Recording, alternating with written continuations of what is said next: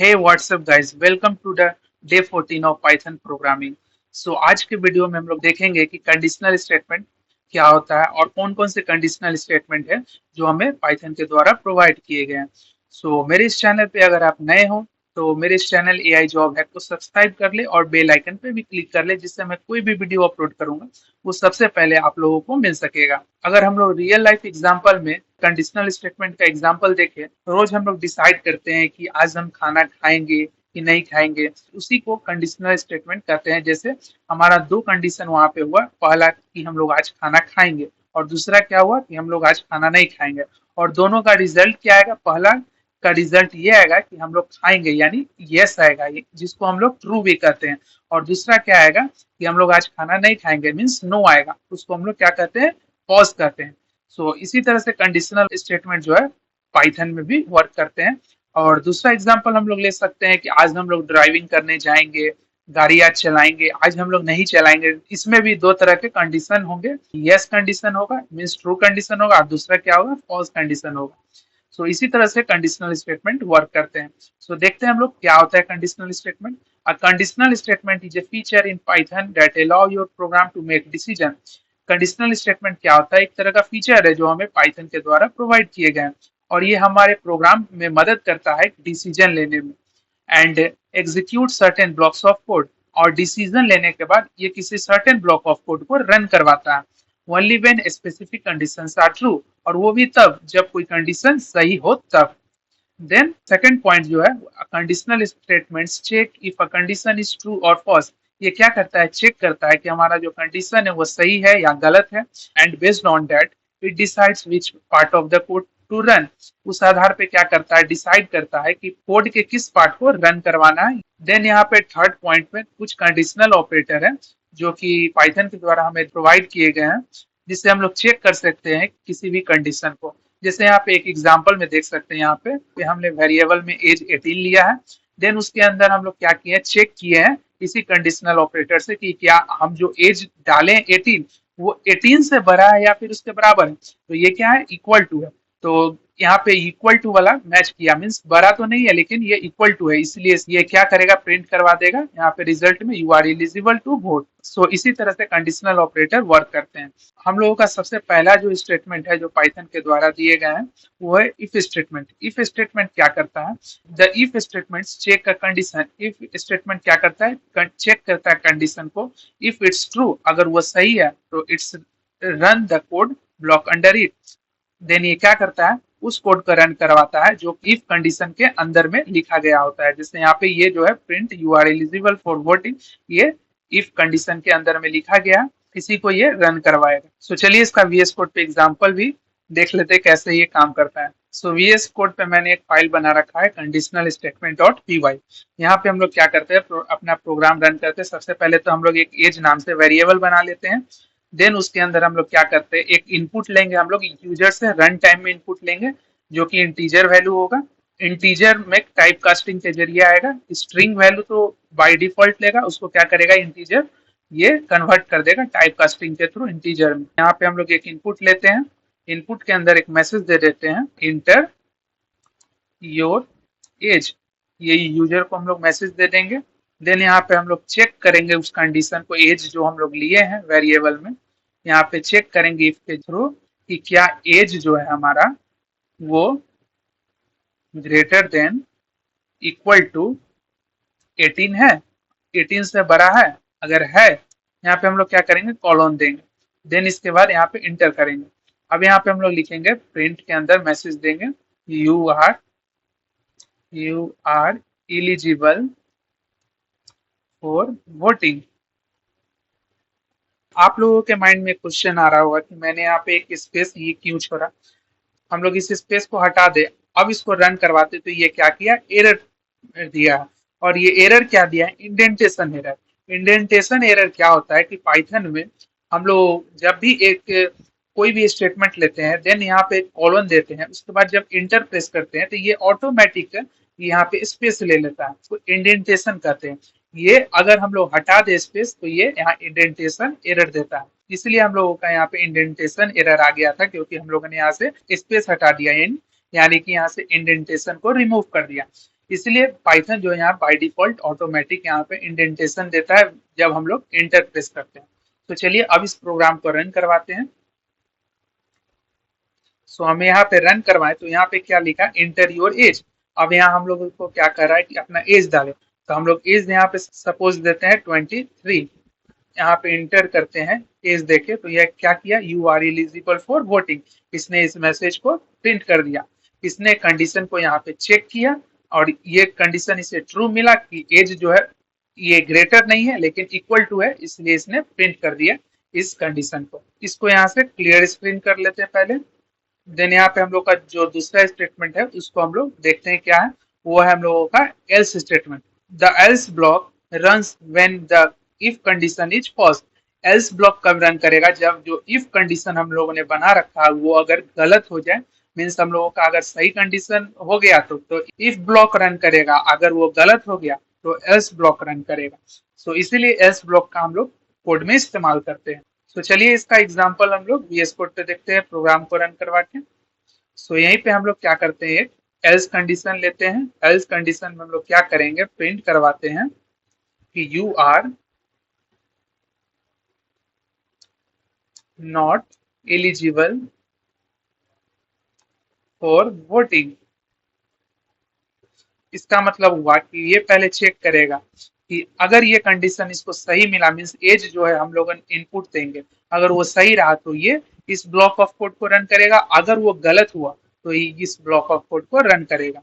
सो चलिए इसको रन करवाते हैं और यहाँ पे सबसे पहले हम लोग एज दे देते हैं। सो यहाँ पे हम लोग इंटर करते हैं 23। देन इसको रन करवाते हैं तो ये क्या दिया, you are eligible for voting. यहाँ पे 23 जो था वो ग्रेटर था 18 से, इसलिए इसने इस ब्लॉक ऑफ कोड को रन किया।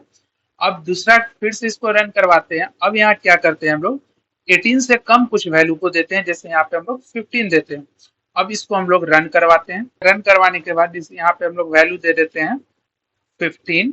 तो ये क्या लिखा, you are not eligible for voting. यहाँ जो 15 था 18 से कम था, हमारा एज जो है 18 से कम है, इसलिए हम लोग एलिजिबल नहीं है वोटिंग के लिए। सो इसने चेक करके यहाँ पे प्रिंट कर दिया। सो यही था हमारा एल्स स्टेटमेंट। देन अब इसके बाद है हम लोगों का नेक्स्ट जो है वो है इफ स्टेटमेंट, जिसको कि हम लोग एल्स इफ स्टेटमेंट भी कहते हैं। ये क्या करता है, when you have multiple conditions use if. जब हम लोगों को मल्टीपल कंडीशन मीन्स दो से ज्यादा कंडीशन होते हैं, जैसे एक इफ हुआ कंडीशन, एक एल्स कंडीशन हुआ, लेकिन उससे ज्यादा, जैसे कि हम लोग यहाँ पे देख सकते हैं एग्जांपल में, यहाँ पे और भी कंडीशन है कि हमारा मार्क्स जो है वो ग्रेटर देन इक्वल टू 90 है तो ये ग्रेड ए प्रिंट करेगा। लेकिन अगर ग्रेटर देन इक्वल टू 75 है, 60 है, तो इसके लिए हम लोग क्या करते हैं, एलिफ स्टेटमेंट का यूज करते हैं। अगर वो ग्रेड ये सब से मैच नहीं करेगा तो वो क्या करेगा, ग्रेड डी को यानी एल्स स्टेटमेंट को रन करेगा। इसीलिए हम लोग एलिफ का यूज करते हैं। You can use as many elif as needed. हम लोग इसमें चाहे तो जितना भी मन हो उतना एलिफ स्टेटमेंट इसमें लगा सकते हैं। चलिए यहीं से हम लोग इस कोड को कॉपी कर लेते हैं और VS कोड पे इसको पेस्ट कर देते हैं। देन इसको यहाँ पे हम लोग इसको रिमूव कर देते हैं, इसको भी क्लियर स्क्रीन करके यहाँ पे हम लोग अपना कोड पेस्ट कर देते हैं। सो यहाँ पे हमने अपना कोड पेस्ट कर दिया।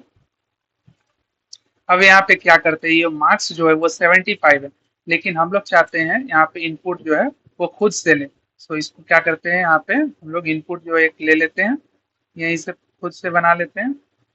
मैसेज में एंटर योर मार्क्स। सो हम लोगों ने यहाँ पे इनपुट ले लिया। अब इसके बाद इसको रन करवाते हैं। रन करवाए, यहाँ पे हम लोगों को क्या बोल रहा है कि अपना मार्क्स डालें, 45 डालते हैं मार्क्स 45। अब इसको प्रिंट करवा दिए। इसने क्या किया, ग्रेड डी दिया। अब ये किस आधार पे दिया, इसने चेक किया पहले इफ कंडीशन में अगर ग्रेटर है 90 से तो ये ग्रेड ए करता, 75 से है 60 से है तो ग्रेड सी करता, अगर 75 से रहता ग्रेड बी करता, लेकिन किसी से मैच नहीं किया इसलिए इसने ग्रेड डी प्रिंट कर दिया। अगर हम लोग फिर से इसको रन करवा के यहाँ पे हम लोग देते हैं, मान लो हम लोग देते हैं 75 प्लस मार्क्स, तो हम लोग यहाँ पे 77 दे देते हैं। अब इसको रन करवाते हैं तो इसने क्या किया, ग्रेड बी प्रिंट कर दिया। ग्रेड बी चेक किया कि 75 से ये प्लस है, इसलिए ग्रेड बी इसने प्रिंट यहाँ पे कर दिया। अब फिर से इसको रन करवा के एक बार यहाँ पे देते हैं 90 प्लस यानी 99 दे देते हैं यहाँ पे हम लोग। अब इसको रन करवाते हैं, देन इसने क्या किया, यहाँ पे ग्रेड ए प्रिंट कर दिया। सो यही था हम लोगों का एलिफ स्टेटमेंट कैसे वर्क करता है, ये हम लोग यहाँ पे देख लिए। देन इसके बाद हम लोगों का है nested if statement. Nested if में क्या होता है, you can put an if statement is inside another if. इसमें जो इफ स्टेटमेंट हम लोग बनाए रहते हैं उसके अंदर हम लोग क्या करते हैं, इफ या फिर एल्स स्टेटमेंट एक और भी उसके अंदर हम लोग बना सकते हैं। यानी कि इफ के अंदर इफ अगर हम लोग बना दें तो उसी को हम लोग क्या कहते हैं, नेस्टेड इफ स्टेटमेंट बोलते हैं। सो चलिए इस एग्जाम्पल को कॉपी करते हैं और VS कोड पे इसको प्रिंट करवाते हैं, रन करवाते हैं। हम लोग VS कोड पे पहले इसको रिमूव कर देते हैं, यहाँ से भी क्लियर स्क्रीन कर लेते हैं। सो मैंने यहाँ पे अपने कोड को यहाँ पे पेस्ट कर लिया।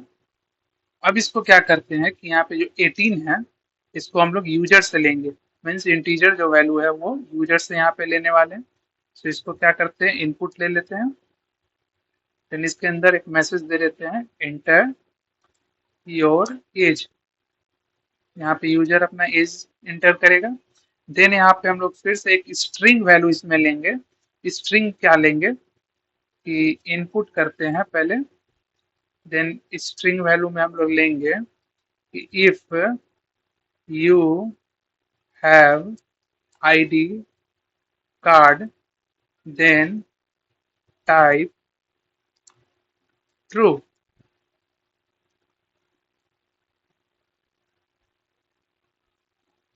Otherwise type false. ये यूजर को हम लोग मैसेज देंगे। और यहाँ पे क्या करते हैं कि अगर उस यूजर के पास आईडी कार्ड होगा जो मैंने स्ट्रिंग लिया है, तो यहाँ पे क्या करते हैं, एक स्ट्रिंग को ट्रू कर देते हैं। अगर उसके पास आईडी कार्ड होगा तो उसे अलाउ मिलेगा, अगर नहीं होगा तो फॉल्स, यानी आईडी कार्ड उसके पास नहीं होगा तो वो आईडी कार्ड रिक्वायर्ड का मैसेज देगा। तो चलिए इसको रन करवाते हैं। यहाँ पे एज मांगा, सबसे पहले हम लोग 45 दे दिए। देन यहाँ पे हम लोग पहले देते हैं कि मेरे पास आईडी कार्ड नहीं है, तो इसने क्या दिया, आईडी कार्ड रिक्वायर्ड। अब यहाँ पे फिर से इसको रन करवाते हैं। अब यहाँ पे फिर 47 एज दे देते हैं। देन यहाँ पे हम लोग दे देते हैं कि मेरे पास आईडी कार्ड है, तो ये क्या करेगा, एंट्री हमें दे दिया। अब यहाँ पे हम लोग फिर से इसको रन करवा के यहाँ पे अब एज क्या देते हैं, 18 से कम देते हैं। यहाँ पे जो 18 है यहाँ पे चेक कर रहा है पहला कंडीशन, तो इससे हम लोग कम देते हैं, जैसे यहाँ पे 17। और मेरे पास आईडी कार्ड इस बार भी है, तो क्या ये हमें अलाउ देगा, नहीं। इसने क्या किया, एंट्री नॉट अलाउड। सो इसने एंट्री नॉट अलाउड का मैसेज नीचे वाला पार्ट को रन कर दिया। यही होता है नेस्टेड इफ। इसने क्या किया, पहले ऊपर वाले कंडीशन को चेक किया, देन इफ के अंदर जो इफ था उसको चेक किया, वो अगर मैच किया तो ये मैसेज प्रिंट किया, अगर नहीं किया तो ये मैसेज प्रिंट किया। अगर पहला कंडीशन ही गलत हो गया तो इसने क्या किया, एल्स कंडीशन को रन कर दिया। सो यही हम लोगों का नेस्टेड इफ।